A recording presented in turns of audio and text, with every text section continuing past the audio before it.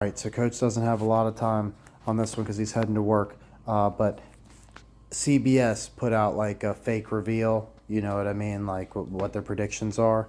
And they did like the whole way, and they said that Ohio State was going to beat Penn State. Like, what the fuck? You know, so they got Penn State winning the national championship, or Ohio State winning the national championship. They got Ohio State and Oregon on the same side. So maybe that can't be our national championship. I don't know what the rules are there. Maybe if you're from the same conference, you got to be on the same side. I guess that makes sense, right? So, if that's the case, at least I already said that my next up teams would be Texas or Miami, and they're sitting right there in the middle on their bracket. So give me either one of those. I'd rather see the Ohio State Miami rematch personally. So I think that's the way they'd probably be leaning. Now, as far as like, so we know that not all these teams that they got on here are going to be in there, right? They're not just going to give you the whole thing. So I thought the Sun Devils on there was weird.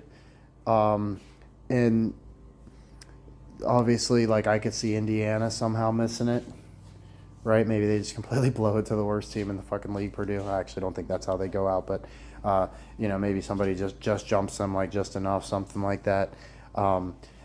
Other teams I would keep an eye on: SMU, Southern Methodist.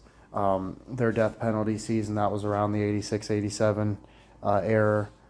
So as far as, they could definitely use a win to get back on, but I don't think they're quite there yet.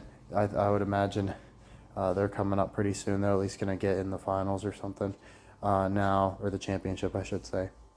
Now, as far as like trying to think of who would replace one of these teams on here, I would say take the Sun Devils out. That seems way too easy of a path for Ohio State, and just completely fuck their life up by throwing Alabama there. Right? I don't give a fuck about 3 losses. Alabama's sitting at 13.